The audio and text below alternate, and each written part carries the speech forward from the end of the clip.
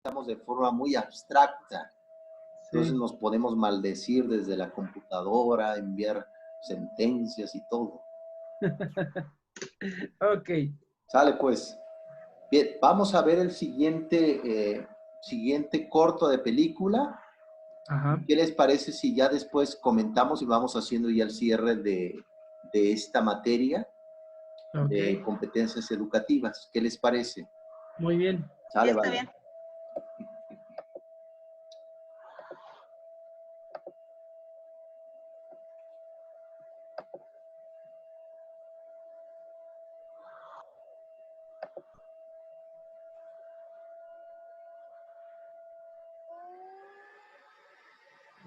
Y me falló esto. Ah, Dios mío.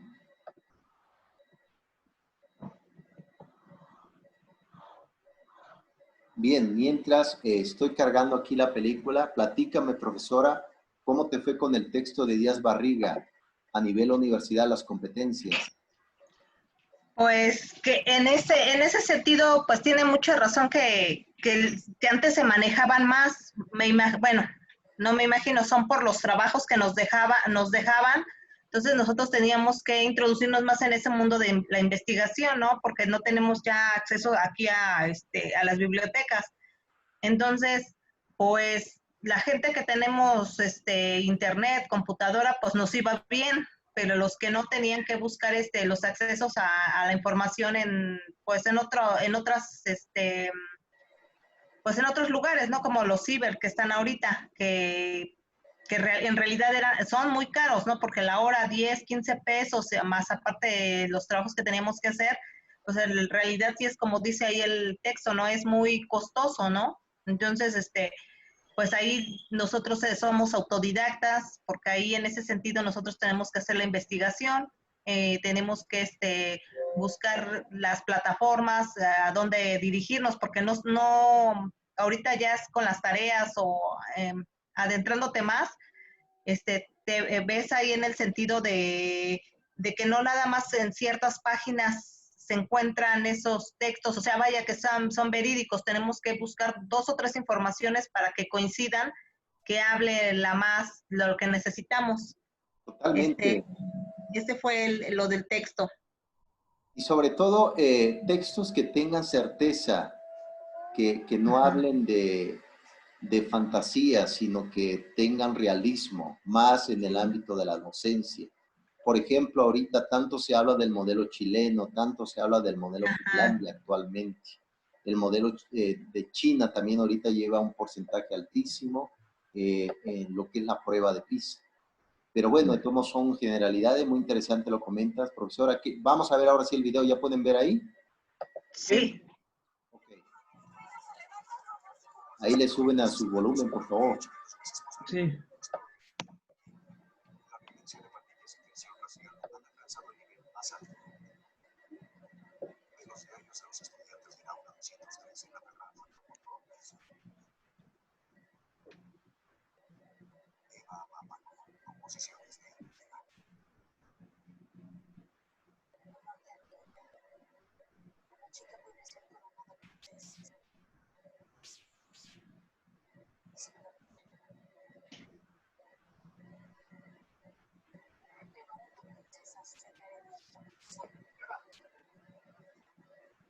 ¿Sí escuchan? Muy poquito. Muy poquito. Ajá. Bien, yo creo que lo vamos a posponer para la siguiente. ¿Qué les parece? Voy a poner unas bocinas y vamos terminando aquí. Y ahorita vamos a ver otro video sobre un profesor. No sé si ustedes han escuchado la de Julio Almenara, Julio Jimeno Almenara. No. No. Es un profesor experto en competencias actualmente y sobre todo también nos da luz sobre la mediación pedagógica en las plataformas electrónicas, que ahorita lo vamos a comentar en tecnologías educativas. ¿Vale? Muy bien, una disculpa, ¿qué les parece si para la siguiente vemos este corte de película? Ya pongo mis bocinas para que escuchen fuerte. De hecho, Perfecto. profe, esa película la acabo de ver. Ah, no, ya. ya terminamos ahorita la sesión, ya tienen 5 todos. Digo, ya lo acabé, pues es que... No, mira, ya me quité la boina, ya, aquí mira, voy a tapar esto. Ya no estoy. No, si profe, le voy a invitar que la venga a ver porque... Pero no se preocupe, no voy a decir ni el principio ni el final. No, mira, tu compañero Daniel ya está triste, imagínate. No se preocupe, profe, sí la va a ver. Ok. Sí, también estaba pensando en verle en esta semana. Sí, Sí. pues sí, es interesante y sobre todo, no solamente nos encontramos con resistencia de las cosas que carece la escuela, sino también hay resistencia del mismo de tus colegas, Sistema. de tu propio compañero de clase. Oye, ¿por qué vas a hacer esto? No, sigue el mismo modelo. Vean los formatos de planeaciones que actualmente se maneja en la SEP. ¿Será lo adecuado? ¿Por qué se mide así? Entonces, lo que se quiere, y lo dice el propio Díaz Barriga, lo que se quiere es que vayamos teniendo una nueva concepción y que la escuela sea en efecto un lugar donde se aprenda, que es un debate fortísimo, porque de entrada, mientras el salario del docente sea mínimo, muy difícil va a ser que se llegue a estos resultados. Porque para empezar desde ahí hay que hablar también del salario docente. Hay que hablar también qué vive el docente, sobrevive. Nos dedicamos a otras cosas, no solamente a la docencia. Entonces, no es nada fácil todo esto. Y aparte tienes que pagar impuestos, ¿no? Como si el Estado te pagara tu licenciatura, tu maestría. Exacto. Pero bueno, así son las cosas. Bien, rápidamente ya para que vayamos terminando. Hubo un profesor llamado Tomás de Aquino, Santo Tomás de Aquino, para la Iglesia Católica, siglo XIII antes de, perdón, de nuestra era, siglo XIII de nuestra era. Él cuando daba sus clases, exponía en el pizarrón primera tesis, segunda tesis. Entonces, ¿qué es una tesis para mí, para este filósofo? Son argumentos. Entonces estamos en nuestro segundo argumento de la materia de competencias educativas, que es la identidad docente. Ok. ¿No?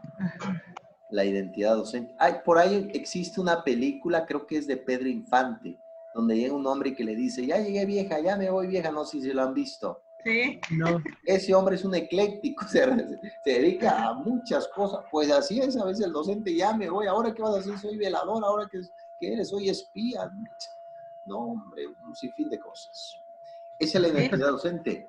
Pero fíjense, si el docente se tiene que dedicar a otras cosas, porque el salario no alcanza, ¿en qué momento prepara su clase? ¿En qué momento investiga? ¿En qué momento se dedica a preparar y actualizar su conocimiento? Pues en el momento que estás en el otro trabajo, profe.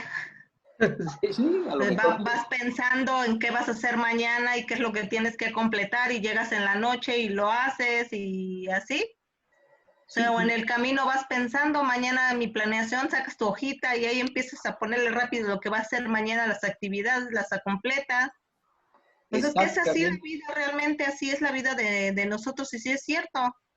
¿sí? Yo ahorita estoy como usted dice, ya tengo 3 trabajos, ya vine vieja, ya me voy vieja. Estoy peor que... Pues imagínate que imagina nada más que un docente, aparte de la docencia, sea detective, que vaya, por ejemplo, pues investigando las infidelidades de pareja. Imagínate en plena infidelidad ahí haciendo su planeación. Está difícil el asunto. Pero así es, profe, así es. Sí, sí. Aunque no lo crea, así es. O sea, uno va pensando, no deja de pensar, por eso a veces le digo a mis hijos que a veces me pierdo de la realidad porque a veces ya no sé ni dónde ando ni qué estoy. Mi papá me dice, no sabes ni en qué día vives. Le dije, no, pues realmente no. Le digo, pues dime la fecha. Le digo, siquiera sabré. No Sí, sé en si en efecto. realidad sí. Es difícil, pero así es. Y ya estamos acostumbrados a tener varias actividades que que le digo, o sea, yo en mi caso así le hago, o sea, aparte de la escuela tengo otros 2 trabajitos en la semana, entonces después del trabajo me tengo que ir y en la noche tengo que venir a hacer tarea y los deberes de la casa. Entonces en esos lapsos es cuando yo me pongo a, vaya, dicen papá que no tengo malos pensamientos, eso dice que eso es muy bueno.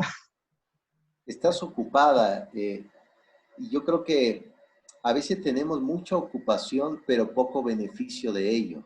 Sí. Me ha comentado mi esposa que luego en nuestra fe pedimos que tengamos mucho trabajo, pero ella siempre dice, pero bien pagado, y es correcto. A veces Sí, sí. tenemos mucha ocupación, pero no tiene grandes beneficios. El No. altruismo es interesante, el altruismo, pero ahorita con altruismo no vivimos. Tenemos que tener también claridad y saber que realmente lo que estamos haciendo nos gusta. Bien, vamos con la tercera tesis, tercer argumento. Políticas educativas. Hay un libro que les recomiendo que si pueden compran, es un pequeño librito, se llama Políticas Educativas de Paulo Freire. ¿Te acuerdas, profesora? Hemos hablado de Sí, Paulo Freire aquí sí. en esta maestría. En políticas educativas uno pensaría, bueno, qué demonio, para qué me sirve la política? ¿Para qué hablar de política en educación? Pues tiene mucho de importancia porque todas las propuestas, todos los planes, todas las reformas que han venido en México, han llegado y se han ido, tienen que pasar por la política, porque la política en México tiene que dar el visto bueno, el presupuesto, si se lleva a cabo o no. Acuérdense que cuando surge la Revolución Francesa en 1789 aproximadamente, surge el proceso de una república. Y la república está constituida por la Cámara Baja, que es la Cámara de Senador, y la Cámara Alta, que es la Cámara de Senador. Perdón, la Cámara Baja es de diputados, la Cámara Alta es de Los senadores. senadores. Y esas propuestas tienen que pasar por esas cámaras para que le den el visto bueno. El presidente no es un monarca. Entonces, fíjense, y hay personas que le dan el visto bueno sin saber de pedagogía. Muchos políticos han hablado sobre educación y no saben de pedagogía. Fíjense, cuando se hizo la reforma en el 2013, en el tiempo de Enrique Peña Nieto, su presidente de ustedes muy amado, en ese tiempo fue Emilio Chuaifet, tuvo al frente de esa reforma. Él es abogado, no es pedagogo.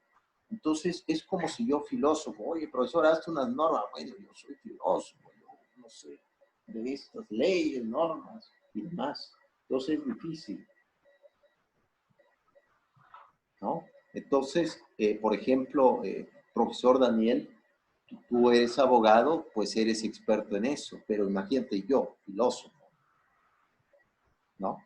Sí, es Entonces, difícil. pero, pero es importante comentar que uno se tiene que ir formando, se tiene que ir construyendo. Por ejemplo, en tu caso, maestro Daniel, tú estás estudiando la maestría y das clases, sabes de educación, Ajá. ¿no? Espero que no te vayas a ofender, pero yo hablo de los abogados que no saben nada de educación. Tú sabes, ¿no, profesor Daniel? Sí, sí, sí. Espero que no te vayas a Pues, ofender y ya vayas a enviar un No, sí, sí, comunicado a sí. la Felipe y pues dicen que para entender la política educativa, pues bien lo dice, hay que entender de política, ¿no? Entonces, le exacto. digo que en el seminario que tomé decía el maestro Sí, que nosotros, bueno, los maestros de la CENTE, muchos iban los ponían a ir a marchas o los ponen a todo esa cosa, ¿no? Entonces, dice, ahí van y les preguntas tú, ¿a qué vienes? No, pues es que al sindicato yo le debo un favor. Ni siquiera sabían a lo que iban. Entonces, luego ellos decían, no, pues es que no nos pagan, que esto, que no hay mucho, es bajo el salario, bajo eso. Pues entonces ahí les decía, les preguntaba el profesor, sí. bueno, ¿ustedes exactamente saben por qué razón, por qué motivo no llegan ahora sí que a las arcas de este lado? Entonces él siempre nos decía, ustedes antes de eso tienen que conocer de la política, de lo que es del gobierno, para que ustedes puedan desmenuzar poco a poco y llegar hasta la política educativa, si no, nunca le van a entender. Exacto. El cómo y el por qué. Excelente, muy bien, profesora. Uno de esos ejemplos ilustres fue José Vasconcelos.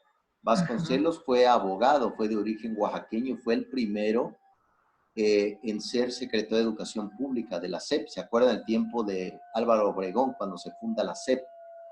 Él fue el primer también rector de lo que actualmente es la UNAM. Entonces, hay abogados que sí saben de educación, abusados, no estoy generalizando, pero hay otros que han tomado pues malas decisiones por la educación en México. Entonces, debemos de tomar también y estar atentos que existen normas, existen leyes que es necesario que se comprenda para llevar a una política educativa. Aquí, no sé si puedan ver el cuadro, profesores. Aquí el propio Díaz Barriga habla de los años 70, que era prácticamente un tipo de competencia muy específica. Es decir, aprender tu plan de estudio y dar con base a tu plan de estudio y listo, memorizar todo. Entonces, a partir de los 1990, si lo pueden ver ahí, existen ya múltiples habilidades que el docente necesita que pueda desarrollar en el aula. ¿Qué tipo de habilidades? Díganme ustedes si ustedes no se vuelven consejeros vocacionales en la escuela. Oye, profesor Daniel, me peleé con mi familia, tengo esta duda, ¿me puedes ayudar? Uno se vuelve un sacerdote prácticamente, te confiesan cosas, secretos, todo, amoríos. Es correcto. ¿No? Entonces ya no existe eso de un concepto específico. Ahorita el docente es hasta el padre de los alumnos, en sentido figurado. Lo apoyas y demás. No, y hasta muchas veces, por ejemplo, Sí. te preguntan cosas que no son de tu materia, vaya, no sé, a lo mejor yo doy inglés y me andan preguntando matemáticas, me preguntan otras cosas. Y sí, es como dice usted, uno tiene que estar como que estudiando de varias ramas porque no sabes con qué qué es lo que te pueden preguntar los chicos. Y bueno, y digo yo, como que no me gustaría decirles, híjole, no sé, pero, o sea, yo siempre trato como que de estarme al tanto vaya, de lo que me pudiesen preguntar. O y si no sé, pues les digo, no sé, pero ahorita lo investigamos y, o sea, darles una respuesta a los chicos. Sí, sí, muy bien lo comentas, profesor. Yo creo que tampoco no podemos caer en el sectarismo de decir que el lenguaje educativo nada más son para los pedagogos, nada más son para los educadores, es apto para todos, siempre y cuando queramos también obtener ese conocimiento. Y dar claridad, lo que queremos es dar claridad y a lo mejor más adelante ustedes generen también una innovación y salgan de esa escuela donde están, a lo mejor no lo sé, según su vocación, y se vayan a otras instituciones y vayan obteniendo mayores experiencias, que eso es importante, y sobre todo el crecimiento monetario, que yo creo que todos también lo perseguimos, ¿no? Exacto. Uh-huh. Muy bien. Cuarta tesis, cuarto argumento. Aprendizaje basado en problemas. Esto ya se ha venido hablando desde la UNESCO, desde Jean Delors, ya se ha comentado inclusive desde el propio Jaime Torres Bonet, cuando fue secretario de la UNESCO aquí en México. Ya lo ha comentado también mucho Samuel Ramos, que fue otro educador muy importante mexicano del siglo XX. De hecho, ahí tiene un libro que se llama 20 años de educación en México, de Samuel Ramos. Por ahí pueden ir armando, estructurando y leyendo. Lo que dice este aprendizaje en problemas es que el aula tiene que ser un lugar de contradicciones, un lugar donde se genere un verdadero diálogo. El aula de clase no debe ser lógico, tiene que ser contradictorio para que el alumno aprenda. ¿Vale? Ajá, sí he escuchado hablar algo de eso y vaya, en el aula la clase se lleva conforme con debates. Se maneja un problema y posibles soluciones y, ajá. Exacto, lo comentas bien, profesor. Díganme ustedes si el aula de clase no trabaja las contradicciones, El alumno se va a confundir porque aquí afuera en la sociedad hay contradicciones y que caen del cielo. Vean qué contradicciones no hay en la sociedad. Contradicciones políticas, contradicciones de promesas, contradicciones de calles, muchísimas contradicciones, ¿no? Sí. Entonces es importante que tengamos abierta ese tipo de aprendizaje basado en problema, porque la vida es un problema. Eso lo comentó Ortega y Gasset, el otro profesor español, José Ortega y Gasset. Él llegó a decir que la vida es un problema. ¿Qué tenemos que hacer? Tratar de resolver. ¿Sale? Muy bien. Parte de esa, bueno, ya vamos a la quinta tesis, quinto argumento. Aquí ya habla el profesor Díaz sobre lo que es la parte orgánica, la parte de competencias orgánicas. Habla de competencias para el aprendizaje permanente. No se les olvide, la naturaleza humana no está terminada. ¿Cuándo terminamos? Pues hasta donde estemos con vida, hasta ahí.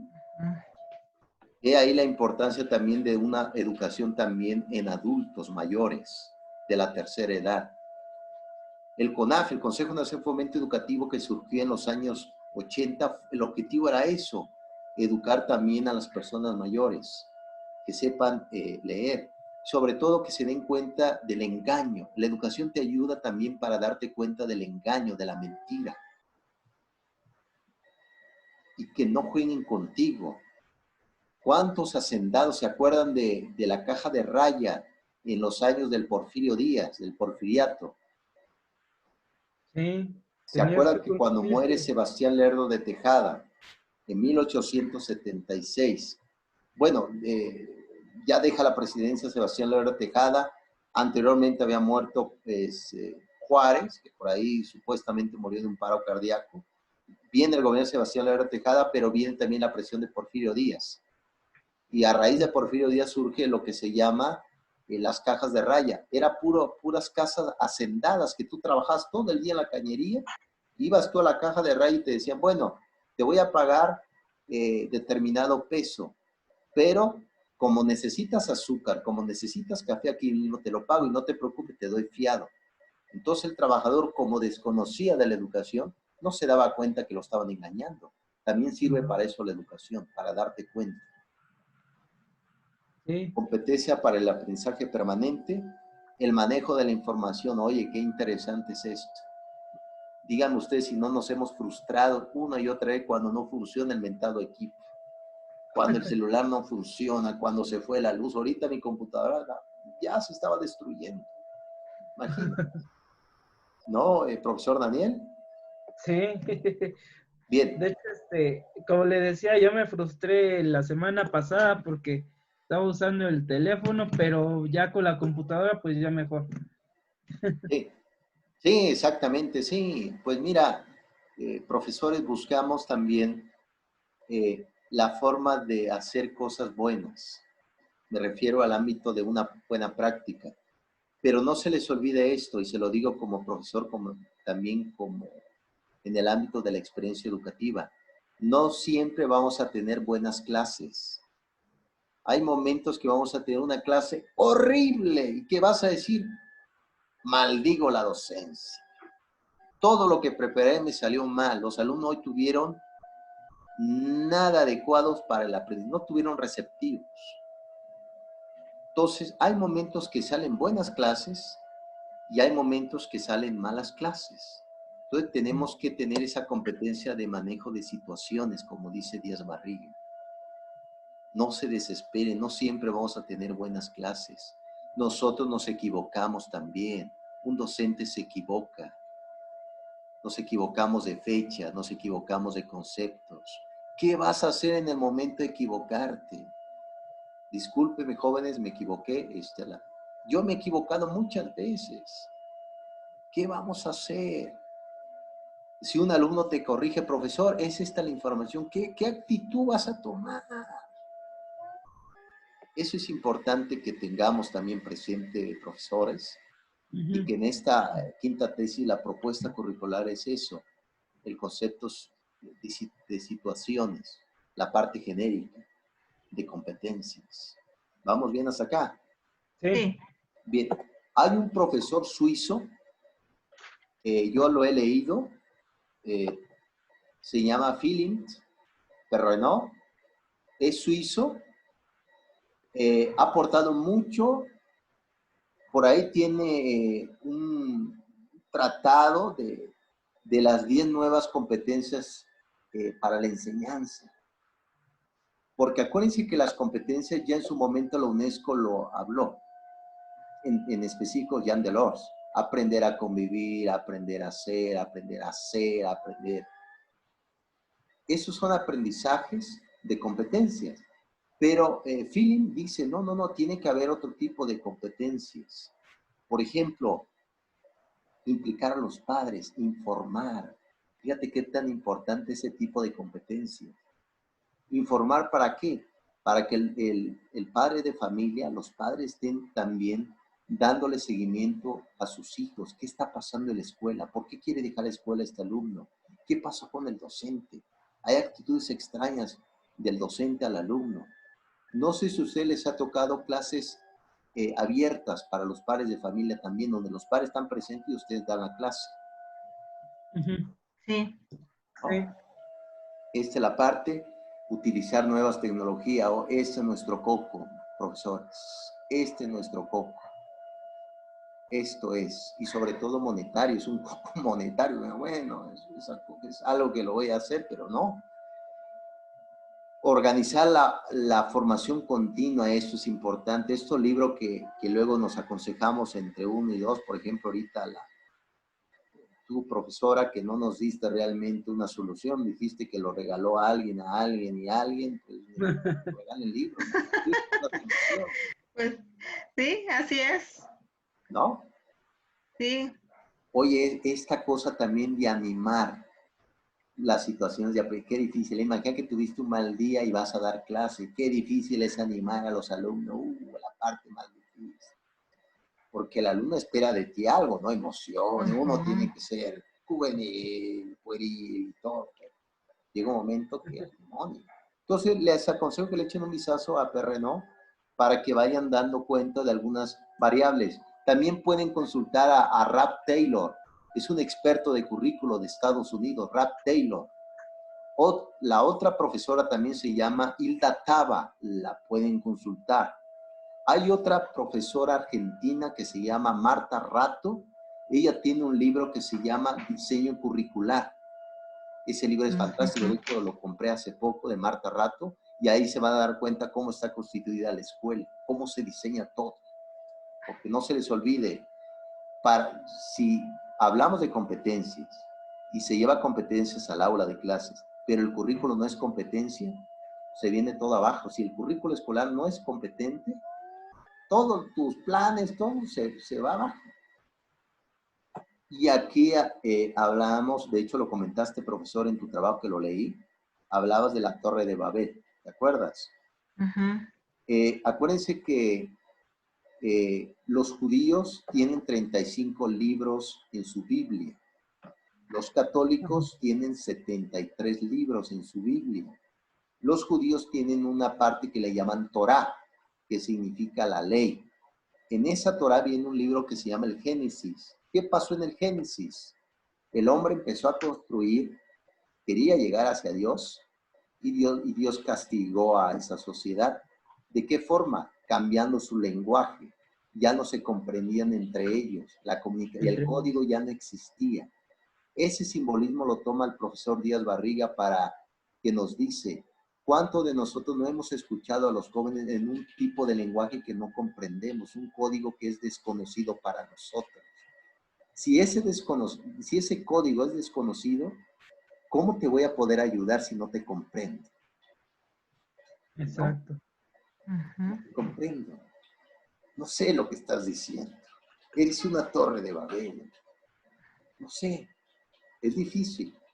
Es muy difícil. Muy bien. Vamos con la segunda materia, profesor Daniel. Okay. Educación en temas transversales. Este es un debate acalorado, un debate de sudor, un debate de dolores también, de estigmas. Esto genera muchos conflictos, pero pues es necesario llevarlo al ruedo. Los derechos humanos, como ustedes saben, los juicios de Nuremberg fueron los juicios que se le hicieron a los exoficiales de la SS al final ya de la Segunda Guerra Mundial, 1945. Ahí mismo en Alemania se hizo los juicios de Nuremberg. Fue castigado varios nazis por el holocausto que llevaron a cabo, mataron a muchas personas inocentes. Y en 1948 se reunieron las naciones y formaron la institución de los derechos humanos, que tiene como objetivo proteger la dignidad de cada una de las personas y que esto que pasó ya no vuelva a suceder. Este holocausto, estas muertes.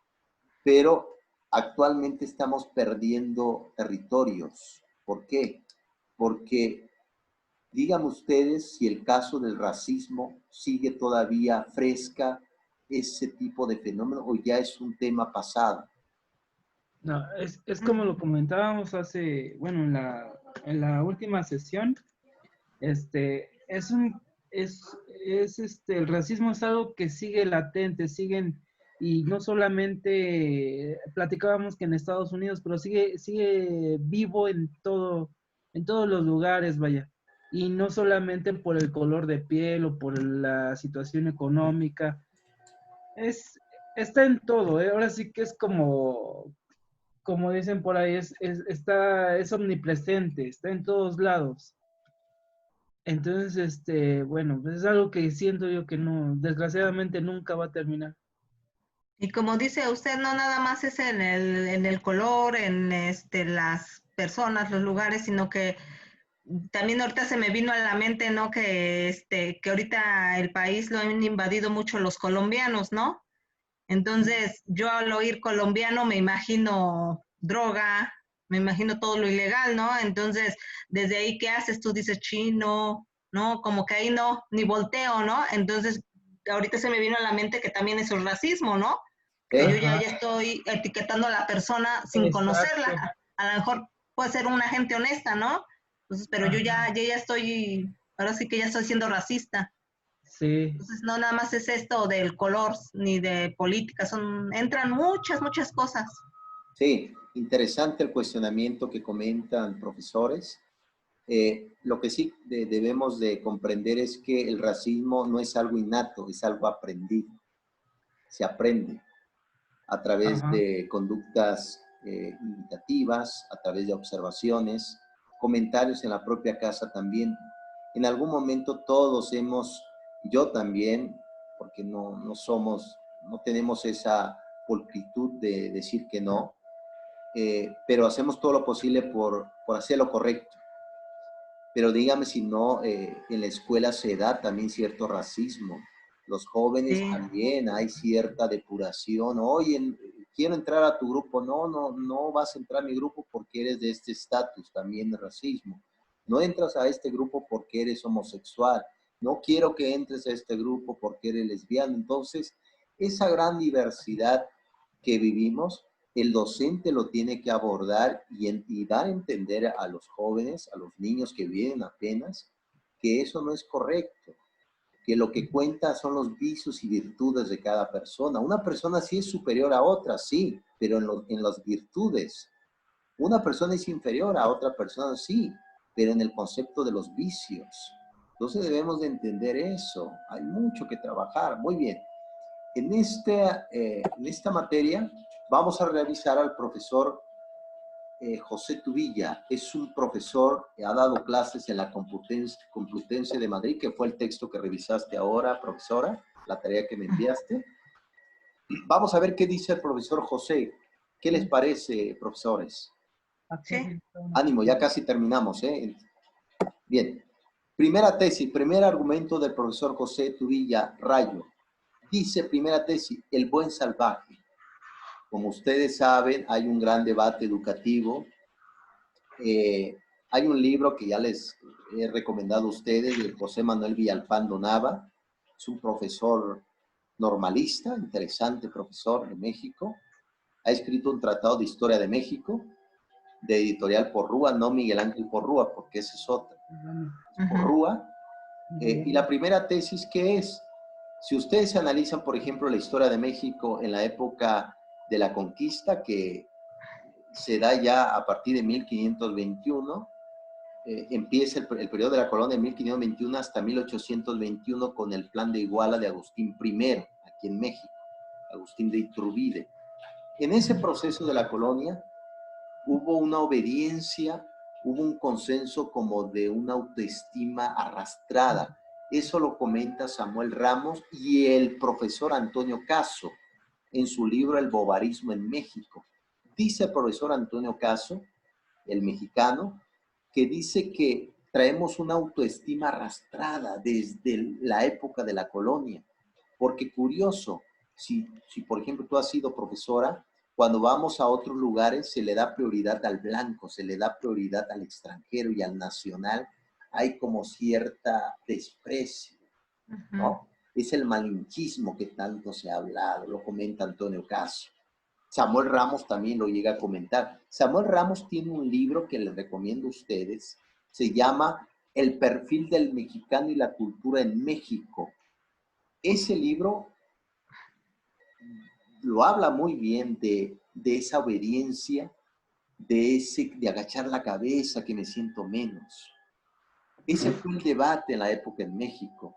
Y lo dice la Organización de Derechos Humanos, que todavía existe colonias que pertenecen, por ejemplo, hay lugares, por ejemplo, en Haití, hay lugares donde se habla todavía el francés, fueron colonias francesas. Por ejemplo, en Brasil fueron colonias portuguesas. Lo que es parte de Argentina, parte de México, fueron colonias españolas.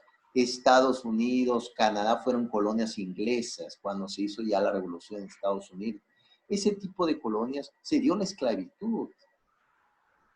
Se daba la esclavitud, entonces todavía existe. Fíjense, ustedes echan un vistazo en Turquía, en partes de África, partes también de los lugares del mundo oriental, todavía existe esclavitud, llegan y esclavizan a mujeres, venden a mujeres, en el mundo musulmán todavía es esclavitud.